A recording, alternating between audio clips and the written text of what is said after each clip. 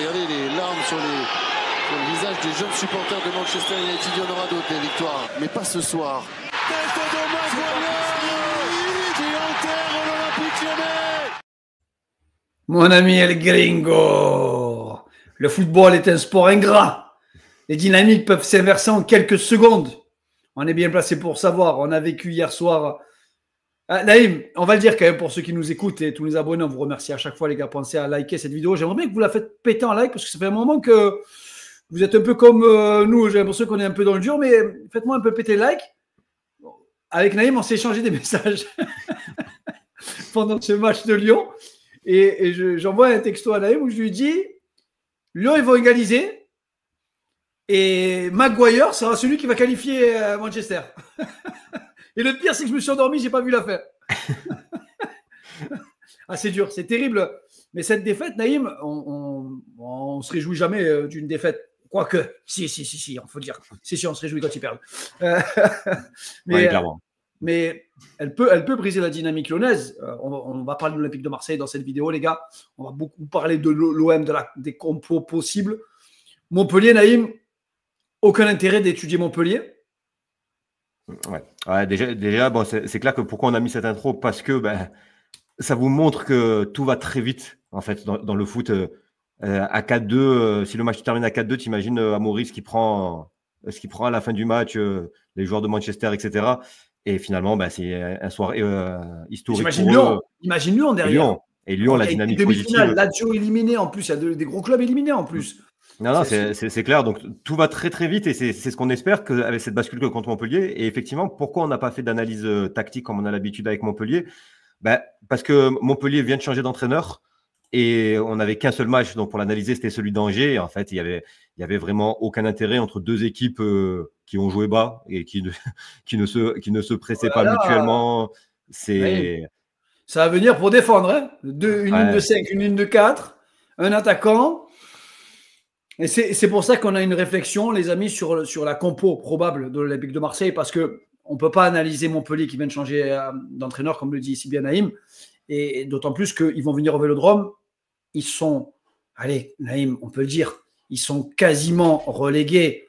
On va mettre le classement ici, mais au niveau du classement, Montpellier a 15 points.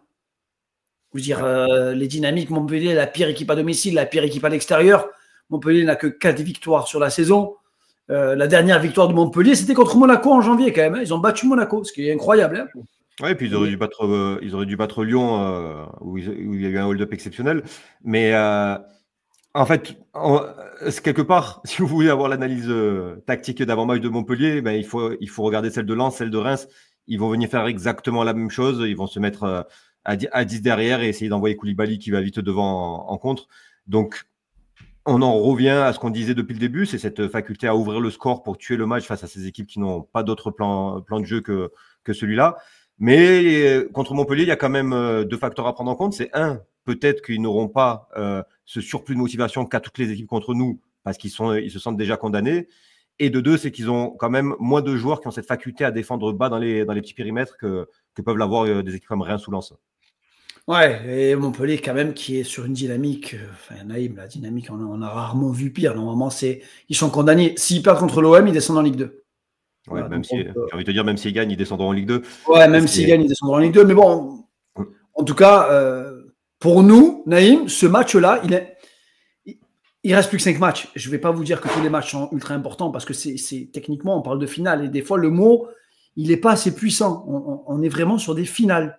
Et des finales qui coûtent très très cher. Chaque point, maintenant, va valoir très cher. Il ne reste plus que 5 journées. Naïm, il nous reste 3 matchs à domicile, 2 matchs à l'extérieur. Et ce premier rallye démarre face à Montpellier, qui est lanterne rouge, qui finalement n'a rien à perdre, Montpellier. Montpellier, ils font quoi? Copier-coller de ce qu'a fait Lens, ce qu'a fait Reims, et ce que font les équipes qui viennent au Vélodrome. Et ils vont prier pour qu'on ne soit pas efficace et qu'eux, sur la seule occasion qu'ils auront, ils marqueront. Oui, c'est sûr. Maintenant, pour faire ce qu'a fait Lens et pour faire ce qu'a fait Reims, il faut avoir une énorme motivation, une énorme envie. C'est ce qu'ont toutes les équipes contre nous. Donc peut-être que Montpellier l'aura parce que peut-être que les joueurs se diront que c'est leur dernier gros match de la saison à jouer et qu'ils l'auront. Mais peut-être qu'ils auront un peu plus de motivation que ça. Ce qui est certain, c'est que tu as dit une chose très importante. Eux, ils n'ont rien à perdre. Nous, par contre, pour le coup, c'est un match où on a tout à perdre. C'est-à-dire que même si on gagne ce match 4-0, les gens diront c'est normal, c'est Montpellier. Bien sûr. Donc clairement, nous, ce match-là, c'est un match où on a tout à perdre. On doit assurer le coup, on doit gagner, prendre les 3 points et essayer aussi de se rassurer offensivement et voire défensivement. Pour se rassurer offensivement ou défensivement, Naïm, quels sont les joueurs à l'instant T indispensables? Je suis le coach de l'OM, je mets ces noms sur la table.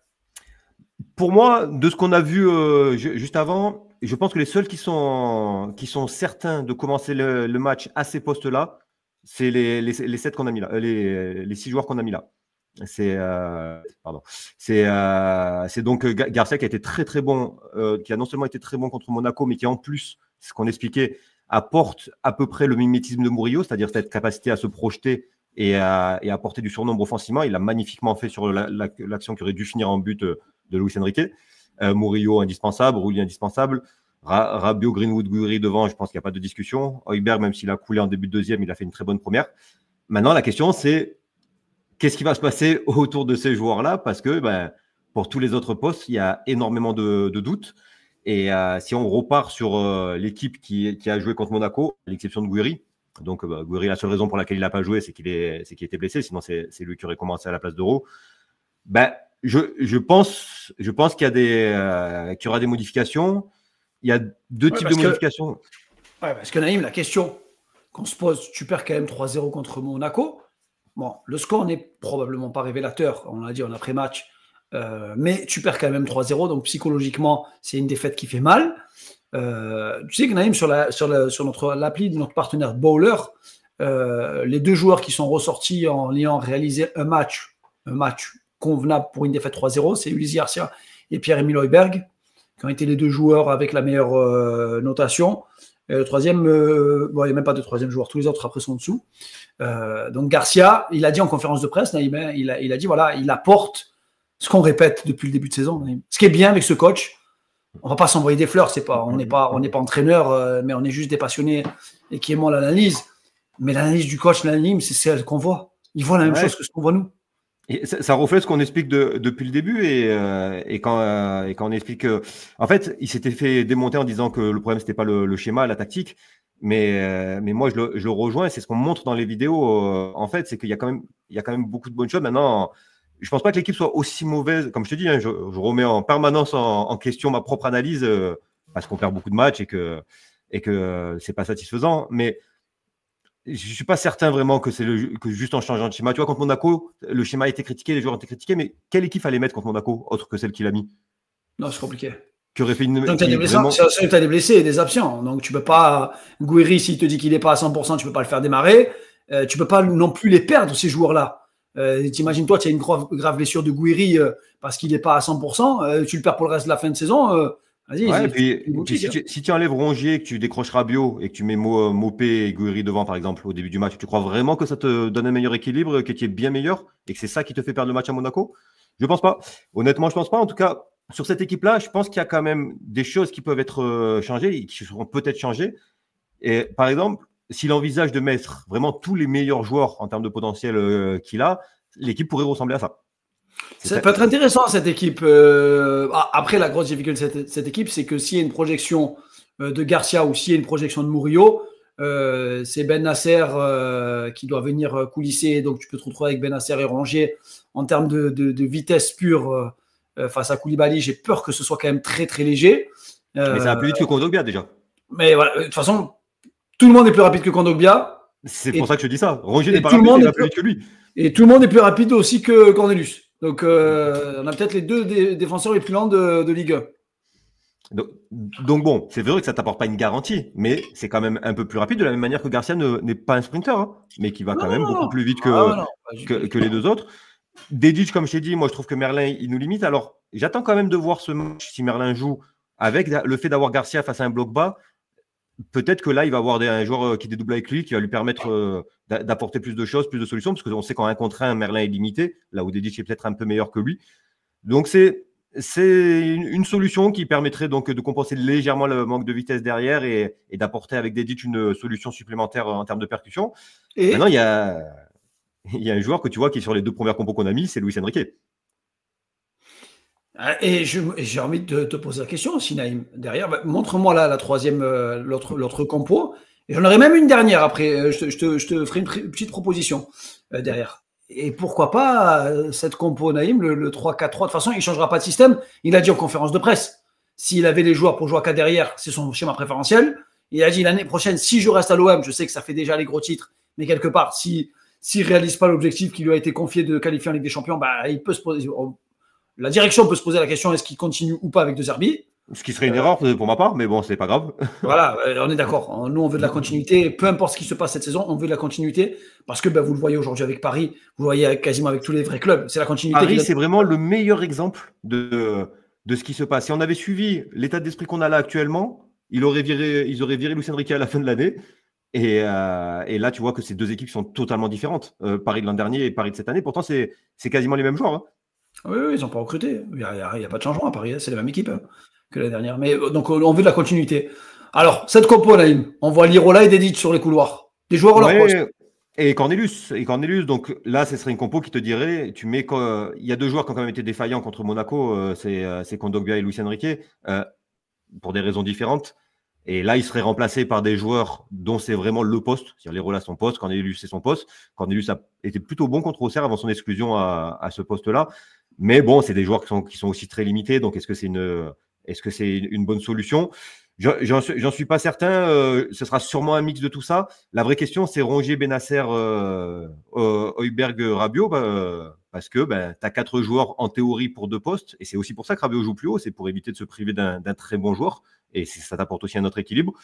Donc, il y a beaucoup de questions sur la compo. Est-ce qu'on peut se poser la question aussi sur peu importe les compos, je reviens en arrière sur la compo la plus probable, je te dirais peut-être celle-ci.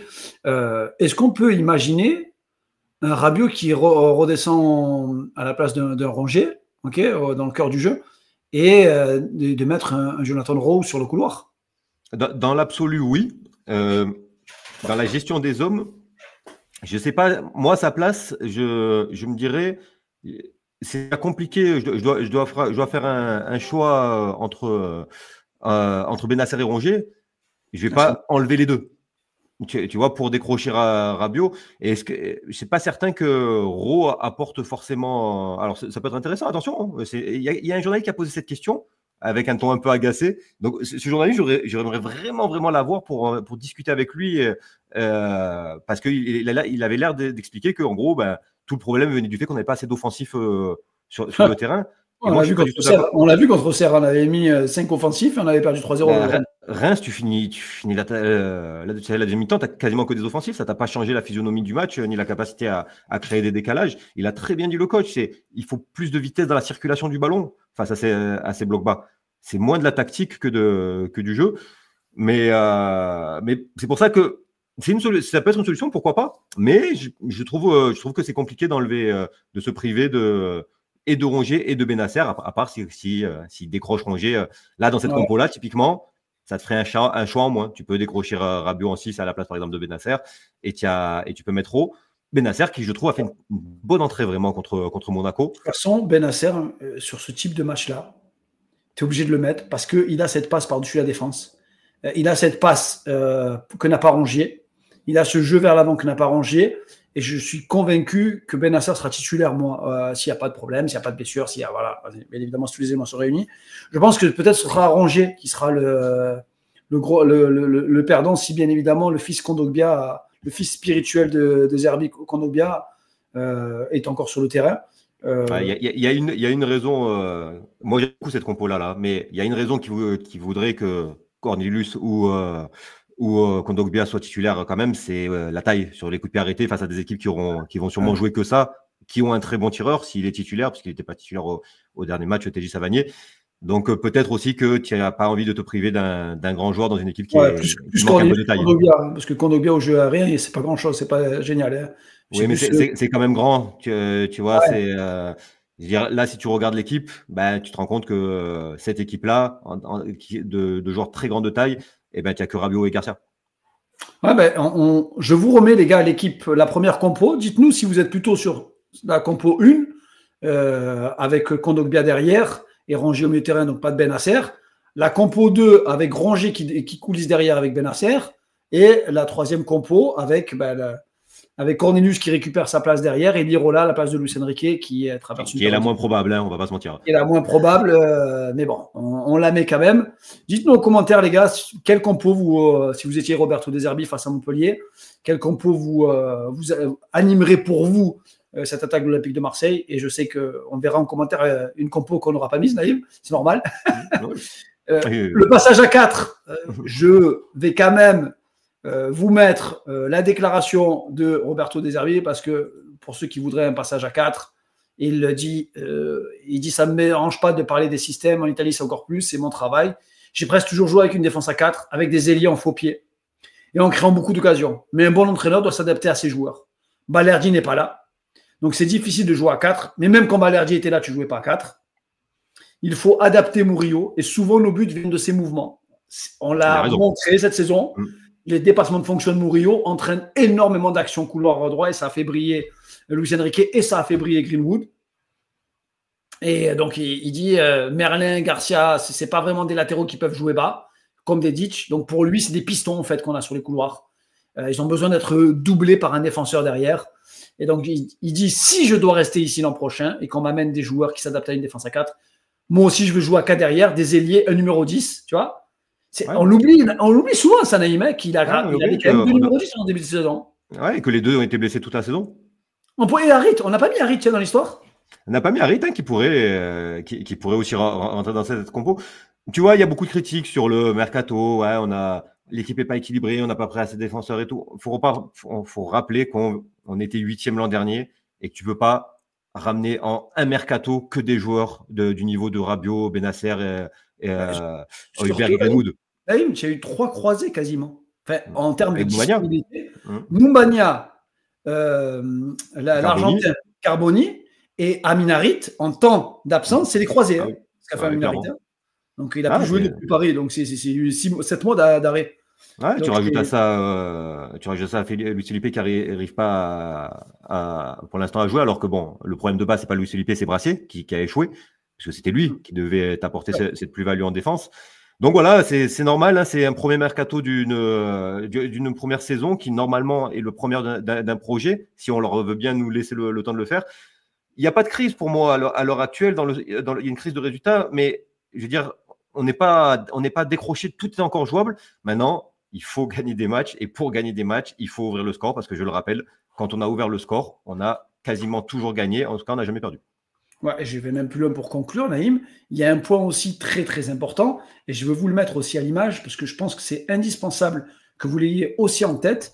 Ce match face à Montpellier, outre le fait qu'il faut gagner, Naïm, hein, mais moi je regarde, et comme je te l'ai dit depuis le début, depuis quasiment 6 mois, je te dis, la dernière journée fera office de journée décisive, et moi je vois ici la diff, les buts, Naïm.